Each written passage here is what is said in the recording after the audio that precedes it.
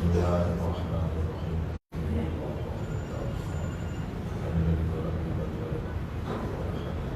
بسم اللہ الرحمن الرحیم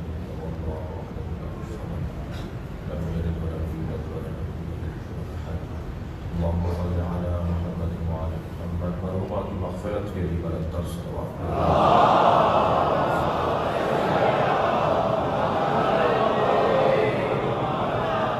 جناب رئیس اعظم صاحب کی رئیس اعظم صاحب کی والدہ کا انتقال والد کا انتقال ہوا ہے، علی حیدر تقوی صاحب کی جوان صاحب بیٹی کا انتقال ہوا ہے، جناب جنرال حسین زیدی صاحب کا انتقال ہوا ہے، جناب مظفر حسین تقوی صاحب کا پچھلے دن انتقال ہوا ہے۔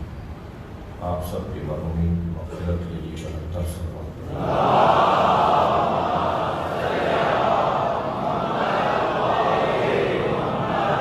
آپ کے ذہنوں میں جو بیمار ہیں مریض ہیں ان سب کی شفا یابی، جناب زیدی صاحب کی بیٹی تطہیر فاطمہ بیمار ہے، ان تمام بیماروں کو ذہن میں رکھتے ہوئے ان کی شفا یابی کے لیے بلند تر صلوات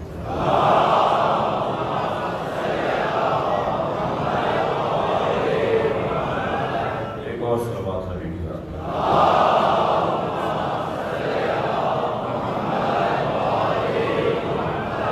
سورہ مبارکہ اعراف کی 180 نشان اور نمبر پر موجود آیت میں نے آپ کے سامنے پڑھی۔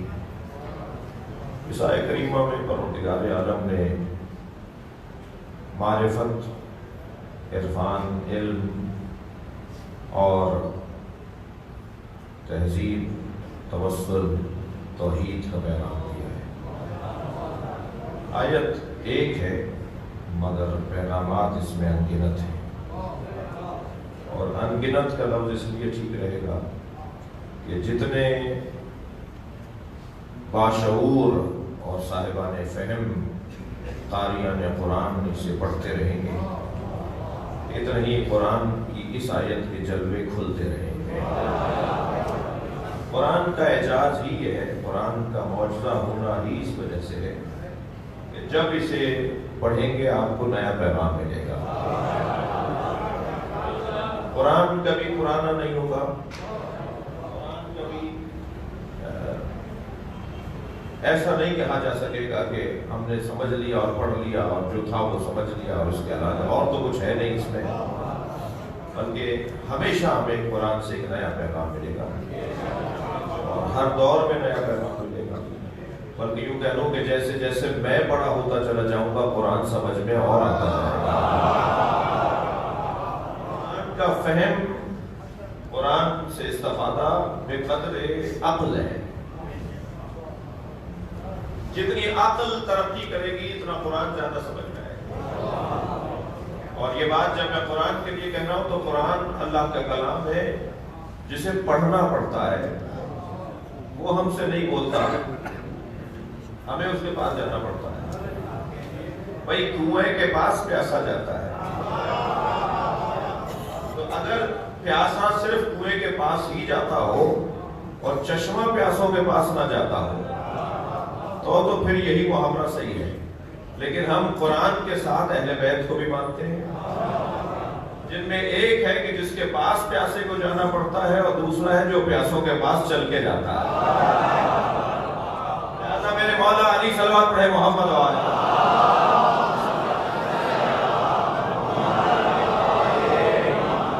میرے مولا علی مولا نبی کے بارے میں فرماتے ہیں، جب کسی نے کہا نا کہ فرمائیے سرکار دو جہاں کے بارے میں، یا علی صف لنا نبینا کأننی نرا، یا علی نبی ایسے بیان کر کے بتائیں جیسے ہم اپنی آنکھوں سے آج دیکھ رہے ہیں۔ مولا علی سے مولا نبی کی سیرت پوچھی، شمائل پوچھے، صورت پوچھی، تو مولا نے خطبہ ارشاد فرمایا۔ اس خطبے میں بڑا حسین، بہت حسین باب ہے، مجلس کیونکہ ماں کی مجلس ہے تو مجھے خواتین سے متعلق اور بیویوں سے متعلق کچھ دیر آپ کے ساتھ رہنا ہے۔ مضمون میرا مکمل یہ نہیں ہے لیکن تمہید سے بھی بڑھا۔ مولا علی سے پوچھا کیا صف لنا نبینا یا رسول یا علی، یا علی صف لنا نبینا، ہمارے نبی کی صفت، ہمارے نبی کی توصیف کریں، بتائیں کہ علی نبی کیسے تھے۔ تو جو آپ نے ارشاد فرمایا اس میں اس وقت میرے مطلب کی بات جو ہے، میرے موضوع کی بات جو ہے اس وقت یہ ہے کہ مولا نے ایک جملہ یہ بھی ارشاد فرمایا، طبیب دوار بطبہ، میرا نبی وہ طبیب تھا جو اوزار طبابت لے کر مریضوں کو ڈھونڈتا تھا۔ صلوات پڑھے مولا کی ذات پر۔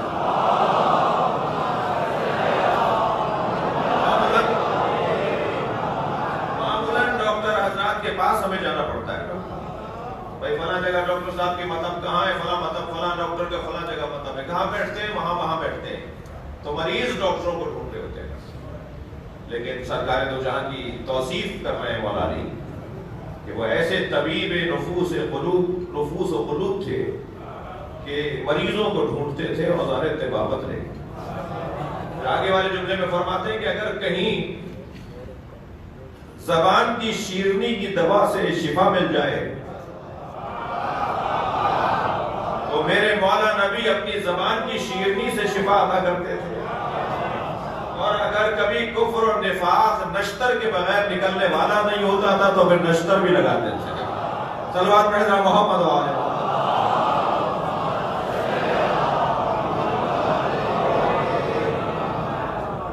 تو بحث اور گفتگو یہ ہے عزیزان گرامی کہ ہمیں قرآن مجید کی جو اعجازی کیفیت ہے اسے درک کرنے میں زیادہ وقت نہیں لگے گا، تھوڑی سی توجہ اگر ہم کر لیں تو قرآن مجید کی جو اعجازی کیفیت ہے، قرآن معجزہ ہے، اور معجزہ کسے کہتے ہیں؟ ناممکن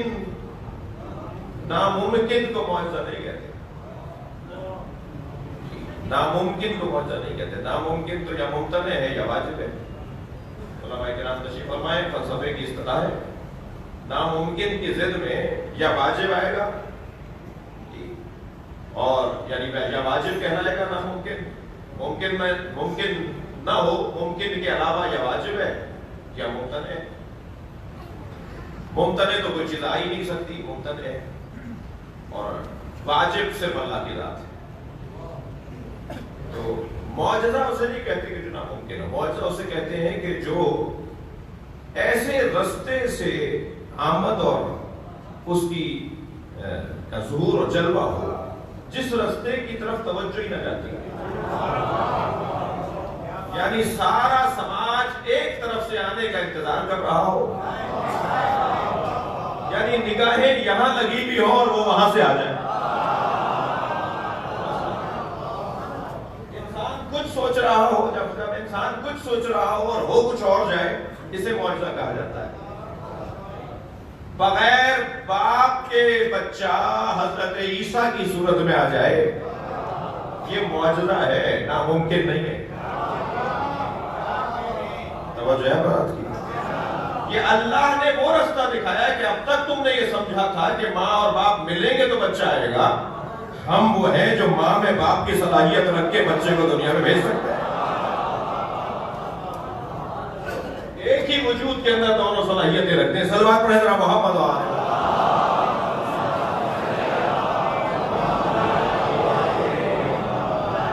توجہ کر رہے ہیں نا؟ اچھا، بات معجزے کی آئی ہے تو میرا دل کر رہا ہے بچوں اور جوانوں کے لیے معجزے میں اور جادو میں فرق ہے۔ معجزہ ہے، جادو ہے۔ جادو ایک علم ہے، وہ اور بات ہے کہ اس ممبر سے اس علم کی مخالفت ہوگی، اس لیے کہ قرآن نے اس کی مخالفت کی ہے، آئمہ نے اس کی مخالفت کی ہے۔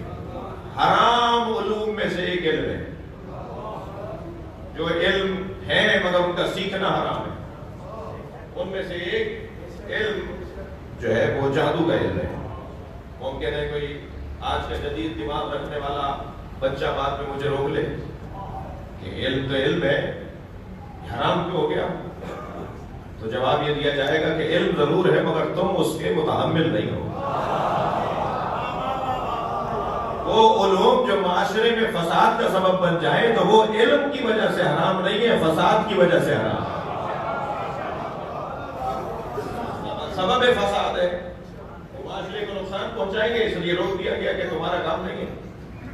ہر زمانے میں علوم غریبہ کے حامل کچھ علماء ہوتے ہیں مگر وہ ہوتے ہیں جو تقوی و پرہیزگاری کے پہاڑ ہوتے ہیں۔ علوم غریبہ جن علوم کو ہر ایک کے سیکھنے کی اجازت نہیں ہے، بہرحال جادو ایک علم ہے اور معجزہ علم نہیں ہے، کیونکہ علم سکھایا جا سکتا ہے، علم پڑھ سکتا ہے، علم کم ہو سکتا ہے، علم چھینا جا سکتا ہے، علم دیا جاتا ہے پہلے نہیں ہوتا، علم میں استاد اور شاگردی کا رشتہ ہوتا ہے۔ جادو وقتی طور پر اثر کرتا ہے اور وقت گزر جاتا ہے تو اس کا اثر ختم ہو جاتا ہے، لیکن معجزے کا اثر تادیر باقی رہتا ہے، ہمیشہ باقی رہتا ہے۔ بتائیے 1400 سال سے قرآن معجزہ ہے یا نہیں؟ کیسے کیسے جادو ٹونے کیے گئے اور وہ وقتی طور پر ختم ہو گئے۔ بہت موٹی مثال قرآن مجید کے اندر ہے جی، حضرت دربار فرعون کے اندر وہ جو رسیاں پھینکی گئیں، جادوگروں نے رسیاں پھینکی، لکڑیاں پھینکی جو رسیاں اور سانپ بن گئیں، اور حضرت موسیٰ نے ایسا پھینکا تو ایک مرتبہ وہ حضرت موسیٰ کا عصا بڑا اژدہا بنا، چھوٹے چھوٹے سانپوں کو کھا گیا، اور پھر حضرت موسیٰ نے اپنا عصا اس سانپ کو پکڑا، ہاتھ میں آیا تو عصا ہو گیا۔ تو وہاں ماحول ہی کچھ بگڑا ہوا تھا، جب ہوش آیا تو کہنے لگے جی ہماری لکڑیاں واپس کریں، یہ معجزہ ہے۔ جیسے قالین کے شیر نے جادوگروں کو کھایا،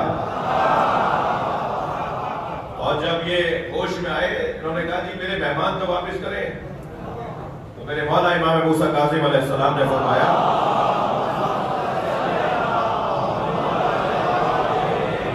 کہ اگر عصائے موسیٰ نے وہ لکڑیاں واپس کر دی ہوتی تو یہ بھی قالین کا شیر یہ جادوگر واپس کر دیتا۔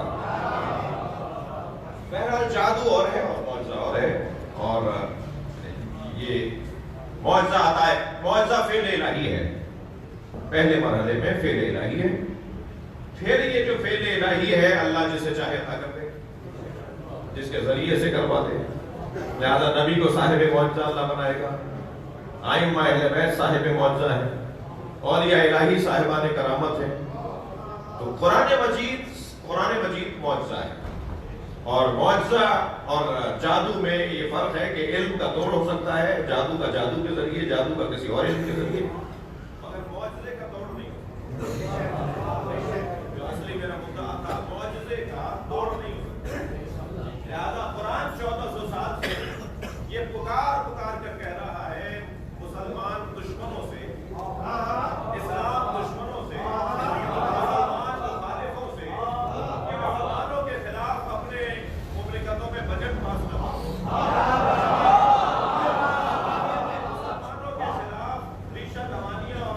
نہ کرو، مسلمانوں کو مارنے کے لیے بجٹ اور اسلحہ تیار نہ کرو، بلکہ میں تم سے کہہ رہا ہوں کہ قرآن جیسے 10 سورے لکھ کر لے آؤ۔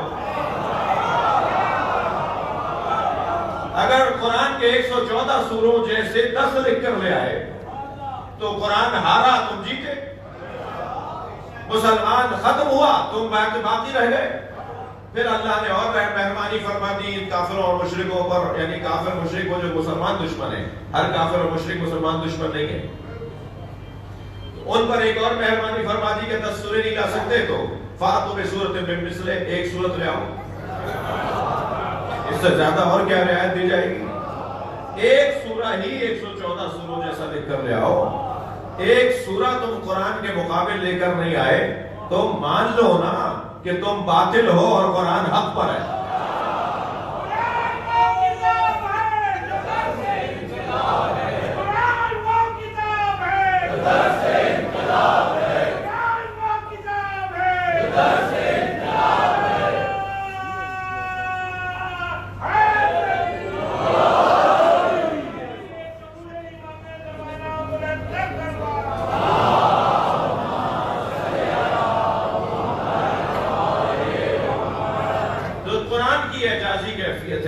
ہر دور میں، ہر دفعہ، ہر مرتبہ جب بھی ہم قرآن کو پڑھتے ہیں تو قرآن ہمیں نیا لگتا ہے، ایسا لگتا ہے جیسے اللہ آج بات کر رہا ہے۔ اس قرآن مجید میں 6000 سے زیادہ آیات، اور ہر آیت ایک مکمل سیرابی علم کا ذریعہ، معرفت کا ذریعہ۔ یہ آیت جو میں نے آپ کے سامنے تلاوت کی، وَلِلَّهِ أَسْمَاءُ الْحُسْنَى، جار مجرور مقدم ہے، لہذا ترجمہ ہوگا وَلِلَّهِ، اللہ ہی کے لیے ہے، اسماء الحسنى بہترین نام، اللہ ہی کے لیے ہے بہترین نام، فَادْعُوهُ بِهَا، اللہ کو ناموں کے ذریعے سے پکارو، وَذَرُوا الَّذِينَ يُلْحِدُونَ فِي أَسْمَائِهِ، اور ان لوگوں کو چھوڑ دو، نظر انداز کرو، ان کے حال پر چھوڑو جو اللہ کے ناموں میں الحاد سے، انکار سے، بغاوت سے، شیطنت سے کام لیتے ہیں۔ وَذَرُوا الَّذِينَ يُلْحِدُونَ فِي أَسْمَائِهِ، جو ملحد لوگ ہیں، جو اللہ کی بات نہیں مانتے، جو انکاری ہیں، جو منکر ہیں، انہیں ان کے حال پر چھوڑ دو، سَيُجْزَوْنَ مَا كَانُوا يَعْمَلُونَ، بہت جلد انہیں معلوم ہوگا کہ انہوں نے کیا کیا ہے۔ اب اس آیت کریمہ میں میرے عزیزوں میں ایک مرتبہ آیت کا فہم اور آیت کا جو ظہور ہے اس کے اوپر غور کر رہا ہوں۔ وَلِلَّهِ، اللہ کے لیے، اسماء الحسنى بہترین نام، اللہ اور ہے، نام اور ہے، اللہ کے لیے نام ہے، اللہ نہیں ہے نام۔ جی لغاری صاحب کا نام کیا ہے؟ نبی بخش اور ہے، اور نبی بخش لفظ نبی بخش اور ہے، اور ان کی ذات اور ہے۔ اگر ایک ہی ہوتی تو یہ نام وہاں سے لے کر آتے۔ ان کے 7 دن کے بعد ان کے والدین نے نبی بخش نام رکھا ہوگا، تو یہ اور ہے، نام اور ہے۔ پھر کوئی نبی بخش کے نام سے پکارتا ہے، کوئی نے چچا کہتا ہوگا، کوئی نے ماموں کہتا ہوگا، کوئی نے مثال بھائی کہتا ہوگا، محترمہ بھی کچھ کہتی ہوگی۔ تو یہ جو مختلف لوگ مختلف ناموں سے پکار رہے ہیں، تو آدمی تو ایک ہی ہے۔ یہ اتنے تو نہیں ہے نا جتنے ناموں سے پکارا جاتا ہے، نام زیادہ ہیں، ذات ایک ہی ہے نا۔ تو پروردگار عالم کے اگر 99 نام ہے تو اللہ 99 ہے، معاذ اللہ۔ معلوم ہوا کہ ہم توحید پڑھنے گئے تھے، مشرک ہو کر نکلے۔ اللہ کے نام اور ہیں، میری بات روشن ہے، اللہ کے نام اور ہیں، اللہ اور ہے، یعنی یہ بات مثال سے روشن ہے۔ وَلِلَّهِ اسماء الحسنى، اچھا پھر اللہ کے لیے اسماء، تو اللہ تو احد ہے، واحد ہے، ایک ہے، اسماء تو جمع ہے، بہت سارے نام ہیں، تو بس یہ تو طے ہے نا کہ نام اور ہے، اللہ اور ہے۔ اچھا نام، مثلا اگر کوئی شخص جاہل ہو اور اس کا نام رکھ دیا جائے علامہ، مثلا اگر کوئی نام بھی لکھنا نہ جانتا ہو اور اس کے نام کے ساتھ لکھا جائے ڈاکٹر، تو لوگ کہیں گے کہ یہ مزاح ہو رہا ہے، مذاق ہو رہا ہے، یہ اس نام کی توہین ہو رہی ہے، ان صاحب کے ساتھ مبالغہ ہو رہا ہے۔ ان کا کیا تعلق ڈاکٹر کے لقب کے ساتھ؟ ان کا کیا تعلق علامہ کے لقب کے ساتھ؟ کیونکہ دونوں میں سنخیت رہی ہے۔ یعنی اگر میں کہہ دوں کہ جی فلاں علامہ صاحب، تو کیا آپ میرے کہنے سے وہ علامہ ہو جائیں گے؟ نہیں ہوں گے نا۔ تو نام اور ہے، وہ ذات اور ہے۔ پروردگار عالم کی ذات تک جو چیز پہنچائے گی وہی تو اس کا نام بنے گا نا۔ بھائی توجہ اور بڑھائیے اپنا۔ جو اللہ تک پہنچا ہی نہیں رہا نام، وہ نام نہیں بنے گا۔ اللہ نام وہ بنے گا جو اللہ تک پہنچائے۔ لہذا کبھی کہیں گے اسماء اللہ، کبھی کہیں گے آیات اللہ، کبھی کہیں گے شاعر اللہ۔ صلوات پڑھنا محمد و آل محمد۔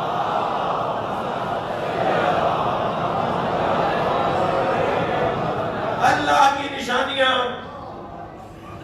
جی فارسی زبان میں پتہ جب ہم لکھتے ہیں نا، آپ کے گھر کا پتہ کیا ہے، ذرا پوسٹل ایڈریس بتا دیجئے، تو اسے فارسی میں کہتے ہیں نشانی۔ فلاں کی نشانی ہے، یعنی پتہ ہی ہے، ہم پتہ۔ شاعر اللہ، اللہ کا پتہ، اللہ کا پتہ، یعنی اگر مجھے کچھ بھیجنا ہے، کوئی رابطہ کرنا ہے، تو اللہ کے پتے پر رابطہ کروں گا۔ اور قرآن پکار کے کہہ رہا ہے اِنَّ صَفَا وَالْمَرْوَةَ مِنْ شَعَائِرِ اللَّهِ. ہم تمہیں اللہ کے کچھ پتے بتاتے ہیں جہاں اللہ ملتا ہے، جہاں اللہ سے رابطہ ہو سکتا ہے. صفا اور مروہ اللہ کی نشانیاں ہیں، اللہ کے پتے ہیں، اللہ وہاں ملتا ہے. وَالْبُدْنُ جَعَلْنَاهُ، اور ہم نے یہ قربانی کا جانور جو بنایا ہے یہ اللہ کا پتہ ہے. توجہ کر رہی؟ اور پھر آواز لگی آئی وَمَن يُعَظِّمْ شَعَائِرَ اللَّهِ فَإِنَّهَا مِن تَقْوَى الْقُلُوبِ. جو اللہ کی نشانیوں اور اللہ کے پتوں کی تعظیم کرتا ہے وہی متقی ہے. بھائی ہولیوں میں کسی کو دیکھ کر متقی نہ مانیے گا، دیکھیے گا اللہ کی نشانیوں کا ادب کون کر رہا ہے. یہ کیا بات ہوئی کہ بے ادبی میں بھی یہ ماہر ہیں اور متقی بھی سب سے بڑے ہیں. ہو نہیں سکتا کہ کوئی اللہ کی نشانیوں کی بے ادبی اور بے احترامی کرے اور وہ متقی کرے. یہ دونوں باتیں قرآن نے منع کر دی ہیں، دونوں باتیں جڑ نہیں سکتی. دقت فرمائی آپ. تو کبھی کہا جائے گا شاعر اللہ، اللہ کی نشانیاں، اللہ کے پتے، اللہ جہاں سے ملتا ہے. اچھا کہاں سے ملتا ہے اللہ؟ تو کہا کہ یہ نشانیاں ہیں، ان کے ذریعے تمہیں اللہ ملے گا. کیا صفا اور مروہ اللہ کا پتہ ہے؟ وہاں اللہ ہوتا ہے، وہاں اللہ رہتا ہے. اللہ تو خانہ کعبہ میں بھی نہیں ہوتا. خانہ کعبہ اللہ کا گھر نہیں ہے جہاں اللہ رہتا ہو. اس کا مطلب ہے کہ خانہ کعبہ میں رہتا ہے، حیدرآباد میں نہیں ہے. خانہ کعبہ اللہ کا گھر نہیں ہے، اللہ ماننے والوں کا مرکز ہے. اللہ ماننے والوں کا مرکز ہے. لہذا کبھی قبلہ کعبہ بن جاتا ہے، کبھی قبلہ آدم بن گئے تھے، کبھی قبلہ حضرت یوسف بنے جو بھائیوں نے اور والدین نے سجدہ کیا. بس اگر کوئی قبلہ بن جائے تو اس کے آگے سجدہ کیا جاتا ہے، اس کا سجدہ نہیں ہوتا، اس کی پرستش نہیں ہوتی. صلوات پڑھیں محمد و آل محمد.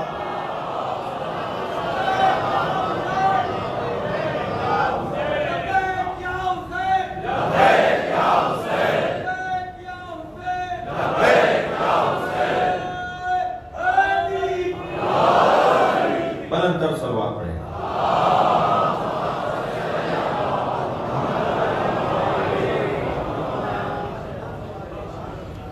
اللہ کی نشانی ہے. کیا وہ صفا و مروہ میں اللہ ملے گا؟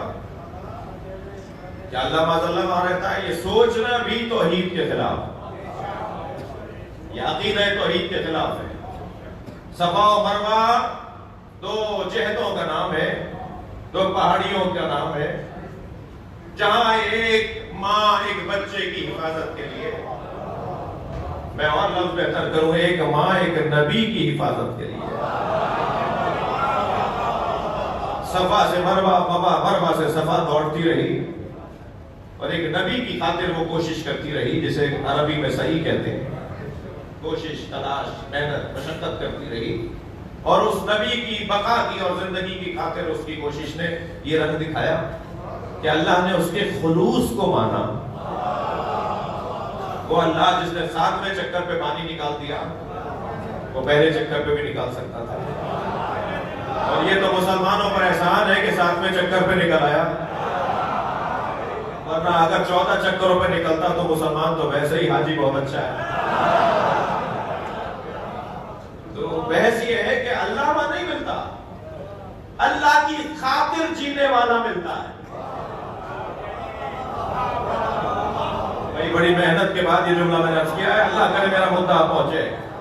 صفا و مروہ کے اوپر اللہ نہیں ملتا، اللہ کی خاطر جینے والا ملتا ہے.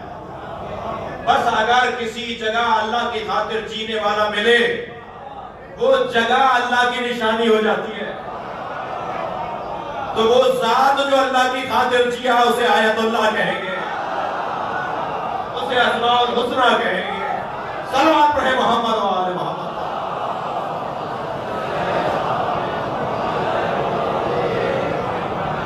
وہ ہے کہ جس کے ذریعے سے اللہ تک پہنچا جا سکتا ہے. توسل اور کسے کہتے ہیں بھائی؟ عقیدہ توسل، وسیلے کا عقیدہ اور کسے کہتے ہیں؟ لفظ وسیلہ میں نے اب تک نہیں بولا، مگر بول وسیلے پہ رہو. کون ہے؟ اسماء علیحدہ ہے، اللہ ہے، اس کے 99 نام ہے. شاعر زیادہ ہیں، اللہ ایک وحدہ لا شریک ہے. اس تک پہنچنے کے راستے مختلف ہیں مگر منزل ایک ہے. مثال کے طور پر اسی امام بارگاہ تک پہنچنے کے لیے بچوں کے لیے مثال دے رہا ہوں. کتنے راستے ہیں جو یہاں تک پہنچنے کے لیے؟ 80 راستے. منزل تو ایک ہی ہے. کوئی یہاں سے آیا، کوئی وہاں سے آیا، کوئی پورب سے آیا، کوئی پچھم سے آیا، کوئی مشرق کی طرف سے آیا، کوئی مغرب کی طرف سے آیا. راستے مختلف ہیں مگر سب ایک ہی جگہ جا رہے ہیں. لہذا اگر تم شاہ لطیف کے مزار پہ جاؤ گے تو بھی اللہ ملے گا، تم قلندر کے مزار پہ جاؤ گے تو اللہ ملے گا، عبداللہ شاہ غازی کے مزار پہ جاؤ گے تو اللہ ملے گا. یہ سب تمہیں لے جائیں گے ایک بڑے راستے پہ ڈالیں گے. جیسے ہر ملک کے اندر ایک بڑی شاہراہ ہوتی ہے جو چھوٹی شاہراہوں سے جڑی بھی ہوتی ہے، اور وہ بڑی شاہراہ کا کام ہوتا ہے مرکز تک پہنچانا. یہ سارے اولیاء تمہیں لے جائیں گے علی تک.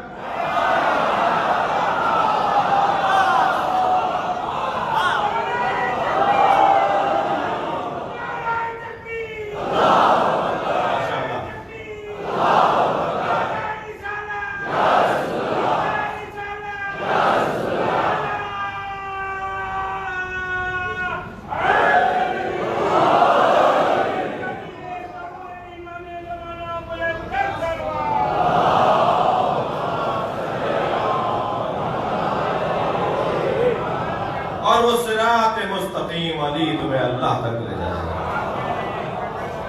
لہذا یہ ساری سبیلیں ہیں، سبل ہیں. قرآن مجید میں سبیل کی جمع تو آئی ہے، سبیل بھی اللہ کا راستہ ہے مگر صراط کی جمع نہیں ہے. قرآن فہمی کا ذوق رکھنے والے بیٹھے ہیں. سبیل کی جگہ جمع سبل تو آئی ہے. انا ہدیناہ السبیل بھی ہے، لَنَهْدِيَنَّ سُبُلَنَا بھی ہے. ہم تمہیں رستہ دکھائیں گے اور تم رستوں تک پہنچو گے. تو رستے سبیل کی جمع تو ہے، بہت سارے رستے، مگر صراط کی جمع نہیں ہے. یہ چھوٹی چھوٹی پگڈنڈیاں، یہ چھوٹے چھوٹے گلی کوچے، یہ چھوٹے چھوٹے کوہ اور رستے تمہیں ایک بڑے مرکزی شاہراہ تک پہنچائیں گے. اسی سے ولایتیں نکلتی ہیں، اسی تک ولایتیں پہنچتی ہیں، اور پھر وہ جو بڑا راستہ ہے تمہیں اللہ تک پہنچائے گا، وہ ایک ہی ہوگا. اچھا وہ ایک راستہ کہاں ہے بھائی؟ مکے میں ہے، مدینے میں ہے، مشہد سے کربلا تک جاتا ہے. وہ ہے کہاں؟ حیدرآباد سے اسلام آباد جاتا ہے، وہ راستہ ہے کہاں؟ وہ جو صراط مستقیم ہے نا، جو ایک ہی ہے، وہ تمہیں باہر نہیں ملے گا، اندر ملے گا. وہ صراط مستقیم درونی ہے، بیرونی نہیں ہے. صلوات پڑھیں محمد و آل محمد.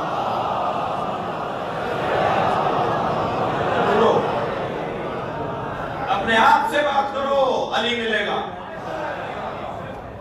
آئینے کے سامنے کھڑے ہو کر اپنے آپ سے بات کرو، تنہائی میں بیٹھ کر اپنے آپ سے بات کرو. یہ کیسے ممکن ہے کہ عالم سب سے بڑا علی ہو؟ مسئلہ میں کسی اور سے پوچھوں. شجاع سب سے بڑا علی ہو اور اس کا ذکر میں نہ کروں. وہ ہر کمال میں با کمال ہو اور اسے چوتھے نمبر پہ رکھوں. صلوات پڑھنا محمد و آل محمد. مجھے سوچنا تو ہوگا نا مجھے. لہذا ہو سکتا ہے کوئی سنی ہو اور مولا علی کو پہلا مانتا ہو. پہلا ماننے کے لیے شیعہ ہونا ضروری نہیں ہے.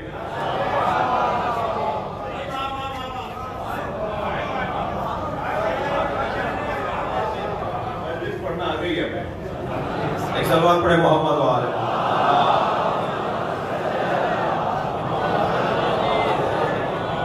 ہو سکتا ہے کوئی سنی رہے اور وہ مولا علی کو پہلا مانے.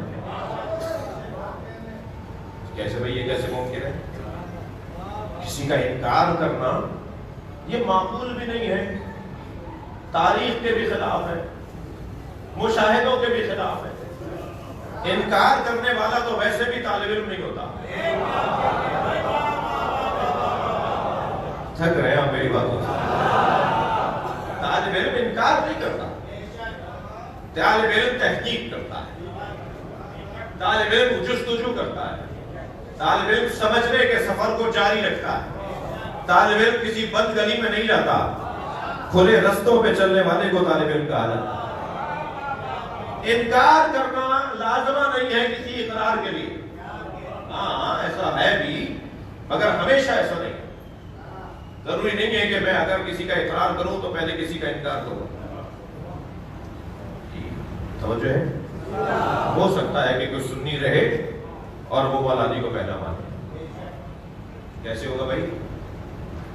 اس بر صغیر میں, اس ہندوستان پاکستان بنگلہ دیش میں, اس بر اعظم صغیر میں,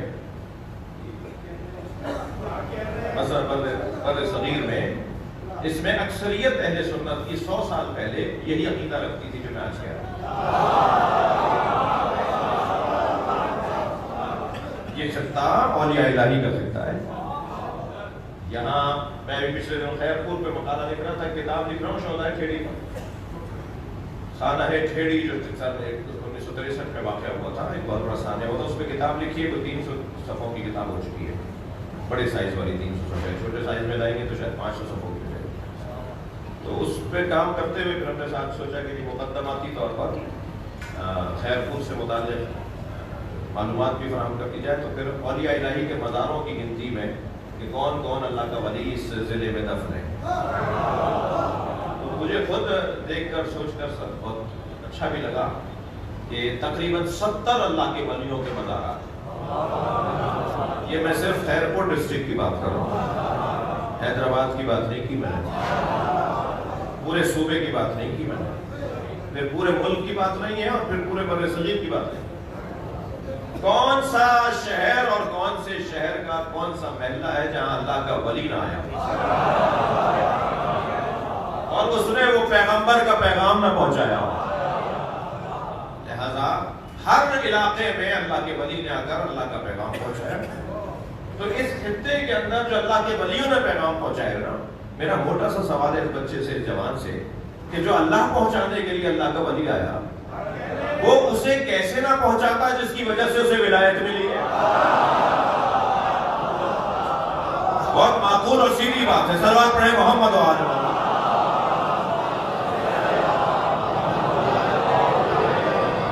یہ کیسے ممکن تھا کہ وہ اللہ کی توحید کو پہنچاتا اللہ کے ولی, اور اس علی کی محبت نہ پہنچاتا جس کی وجہ سے یہ صاحب ولایت ہوئے. لہذا اولیاء الہی نے 2 ہی کام کیے ہیں, اور اگر آپ تھکے نہیں بیٹھے تو جملہ کہو. ہمارے نبی نے, سرکار خاتم نے 2 ہی تو کام کیے زندگی بھر, یا اللہ پہنچایا یا علی پہنچایا. وہ توحید کے لیے, یہ ولایت کے لیے. صلوات پڑھیں محمد و آل محمد.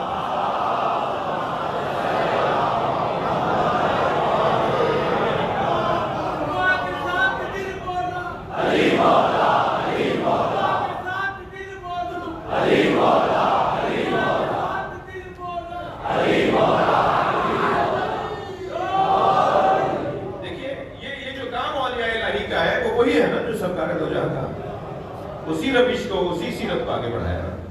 دقت فرمائیے. تو 100 سال پہلے کہہ لیجئے کہ تھوڑا سا کچھ دیر کے لیے کوئی برا نہ منائے, ایک صاحب کہنے لگے انقلاب اسلامی ایران کے انقلاب کے بعد پوری دنیا میں فرقواریت اور تناؤ کھچاؤ اور سنی شیعہ کا ماحول بنا.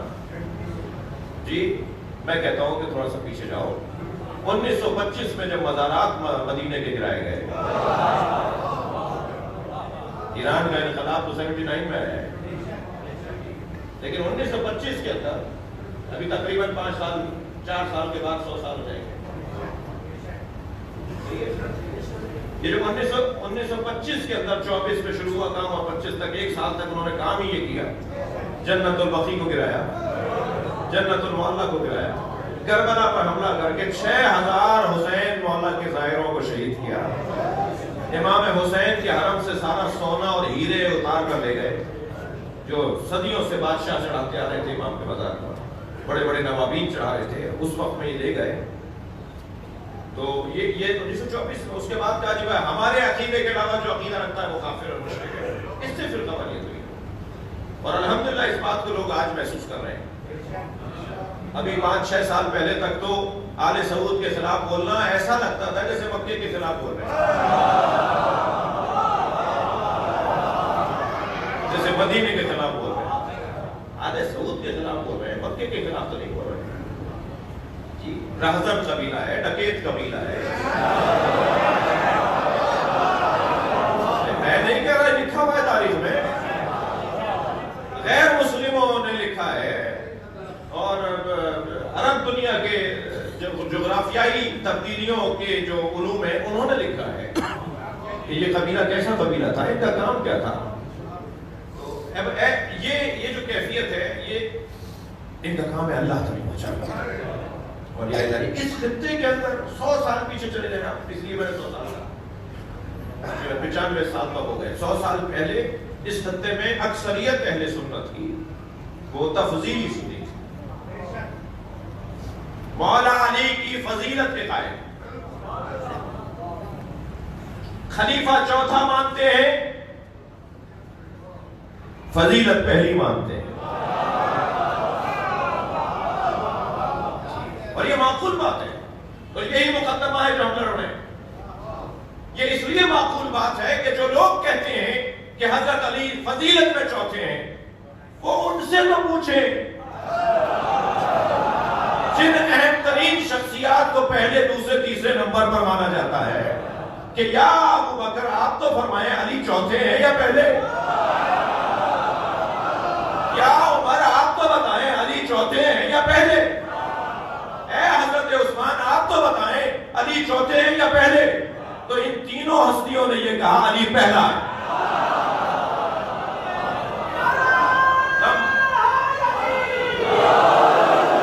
لم تلد النساء مثل علی بن ابی طالب، یہ حضرت ابو بکر کا جملہ ہے۔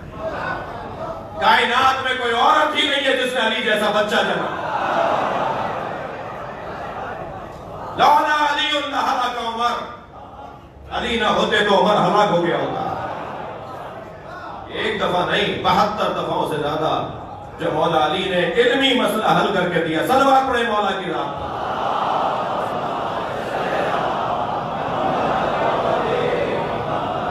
عزیزان گرامی، بحث اور گفتگو یہ ہے کہ جو اللہ تک پہنچائے وہ ہے اسم اللہ، جو اللہ تک پہنچائے وہ ہے آیت اللہ، جو اللہ تک پہنچائے وہ ہے شاعر اللہ، اللہ تک پہنچنے کا ذریعہ۔ اس ذریعے کو کبھی ہم وسیلہ کہتے ہیں، کبھی ہم توسل کہتے ہیں۔ معقول نہیں ہے بھائی، بڑی بڑی آرزویں نہیں رکھو، کہ ہمیں اللہ کافی ہے۔ اپنی حیثیت دیکھ کر بات کرو، اپنا قد دیکھ کر بات کرو۔ یہ نعرہ لگائیں تو محمد لگائیں یا علی لگائیں؟ مجھے تو سرکار کی ضرورت ہے، مجھے تو سرکار دو جہاں کے وسیلے کی ضرورت ہے، مگر یہ جانتے ہوئے میں نبی کو سرکار کو وسیلہ بناتا ہوں کہ اللہ اللہ ہے، نبی نبی ہے، علی علی ہے۔ کسی طرح کا اختلاف نہ ہونے پائے، کسی طرح کی الجھن نہ ہونے پائے۔ اب جو اللہ تک پہنچاتا ہے، ندیم بھائی میں اپنی اصلی مضمون تک آنے پہ تاخیر کا شکار ہو گیا۔ ہمارے درمیان بھی کوئی ہے ایسا جو ہمیں اللہ تک پہنچا رہا ہو؟ روزمرہ اٹھتے بیٹھتے آتے جاتے کوئی ایسا رشتہ ہے، وہ جو رشتہ ہمیں آتے جاتے ایک بات کا احساس دلاتا ہے، وہ ہے ماں کا رشتہ۔ ماں اس لیے ہمیں اللہ سے آگاہ کرتی ہے، اللہ سے آشنا کرتی ہے کہ وہ مطلبی اور لالچی نہیں ہوتی۔ وہ بچے کو اس لیے نہیں پال رہی ہوتی کہ یہ پل کر مجھے کھلائے گا،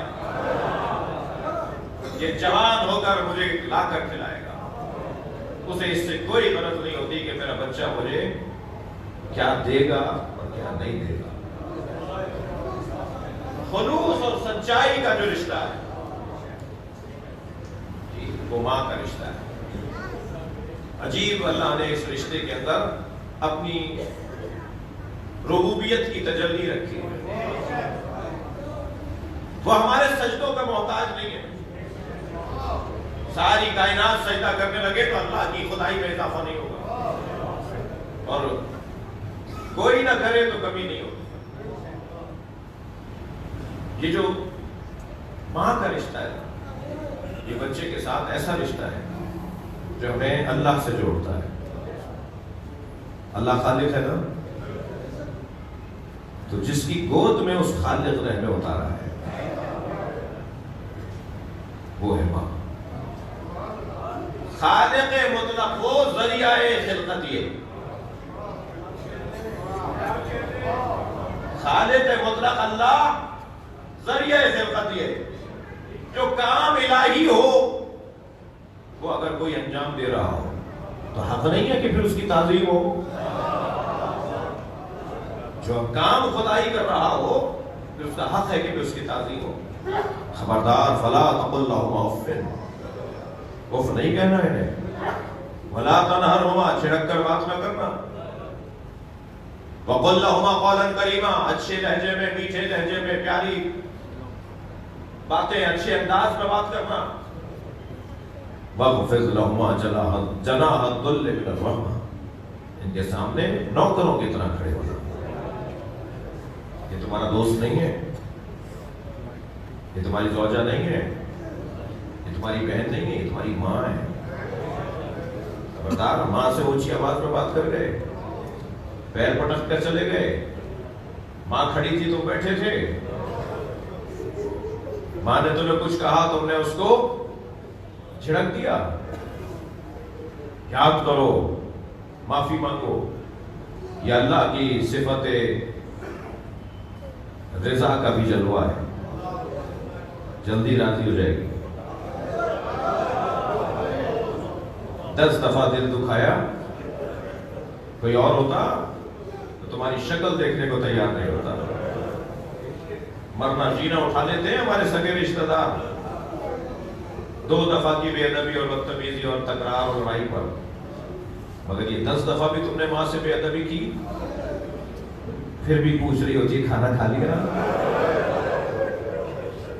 رات دیر سے کیوں آئے تھے, کہاں رہ گئے تھے.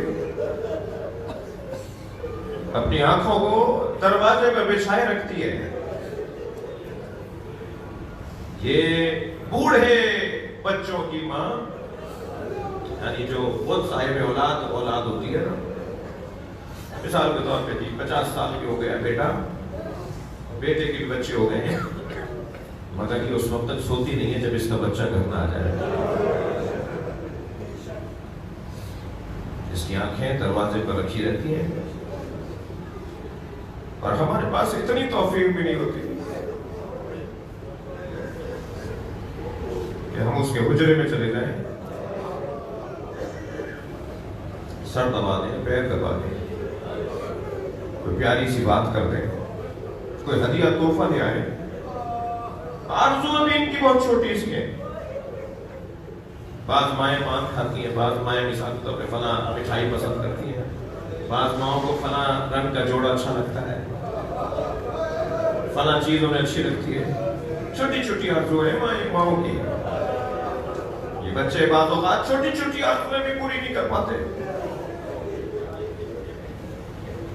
میرے مولا فرماتے تم میں اور اس میں بڑا فرق ہے. وہ جب تمہیں پال رہی تھی تو تمہاری زندگی کی تمنا کے ساتھ, جب تم اسے کھلا رہے ہوتے ہو تو موت کی آرزو کے ساتھ. کم مریں گی.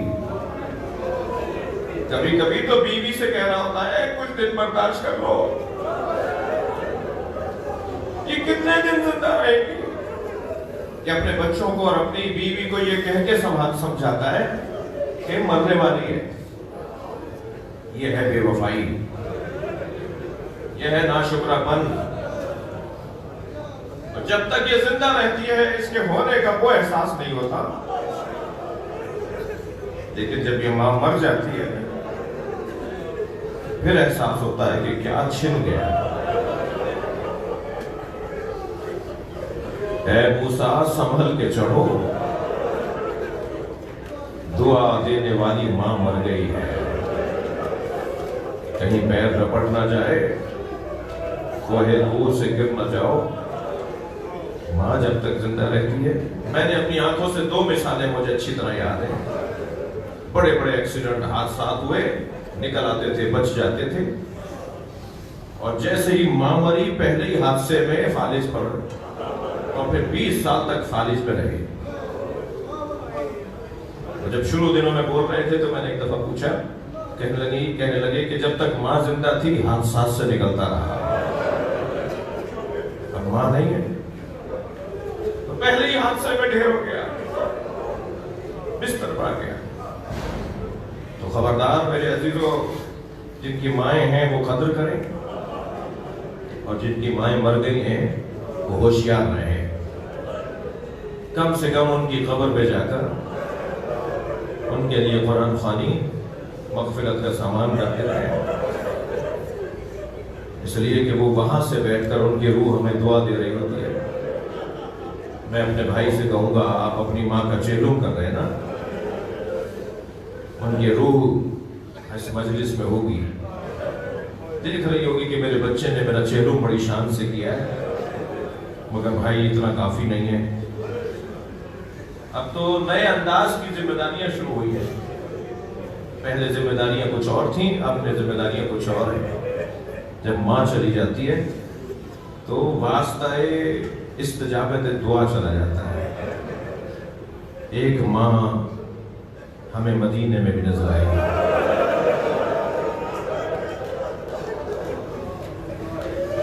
اجر و کمال اللہ، کہ جس کے جنازے پر اس کے چھوٹے بیٹے نے کہا، بابا جب بھی میں ماں زہرا کے قریب ہے، اماں مجھے ہاتھ پھیلا کے گلے لگا، حسین یتیم ہو گیا، حسین کی ماں زہرا مر گئی۔ یہ خواہش کا اظہار کیا جناب امام حسین نے۔ جناب زہرا کا پہلا معجزہ، شہادت کے بعد پہلا معجزہ یہ ظاہر ہوا کہ کفن سے ہاتھ نکلنا شروع ہوا۔ جی کفن کے بند کھلے، جناب زہرا نے ہاتھ پھیلا دیے۔ امام حسین نے وہی منظر دیکھا جیسے زندگی میں ماں کا تھا، دوڑتے ہوئے آئے اور ماں کے سینے پہ ہاتھ سر رکھ دیا۔ جناب زہرا نے دونوں ہاتھ حسین کی پشت میں رکھ دیے، اور روایت کہتی ہے کہ رونے کی آوازوں میں ایک بی بی کے رونے کی آواز بھی تھی۔ ہاتف غیبی کی آواز آئی، علی حسین کو علیحدہ کرے۔ اس منظر کو دیکھ کر عرش کے فرشتوں میں کوہرام بپا۔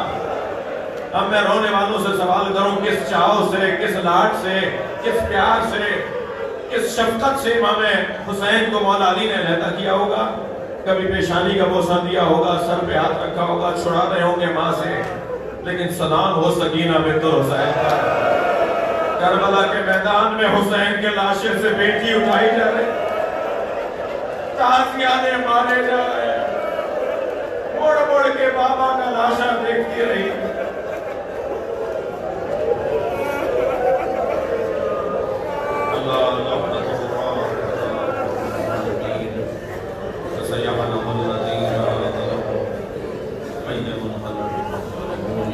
نوازوں پر رحمت نازل فرما، ہونے والوں کی توفیقات میں اضافہ فرما، مرحومہ مغفورہ کے درجات کو بلند فرما، ان کی کوتاہیوں سے درگزر فرما، اعلیٰ علیین میں مقام عطا فرما، جنت الفردوس میں جگہ عطا فرما، آسمان لگان کو، ان کی اولاد کو، اولاد کی اولاد کو، ان کے لیے کار خیر کی توفیق عطا فرما، امام زمانہ کے ظہور میں تاجیل فرما۔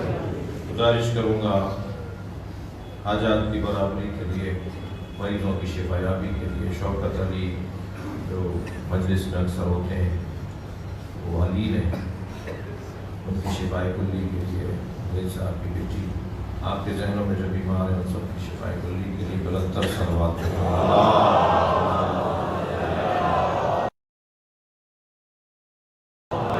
اخلاص مرحومہ مغفورہ سیدہ عتیق فاطمہ بنت سید عباس حسین بسم اللہ الرحمن الرحیم الرحمن الرحيم إياك نعبد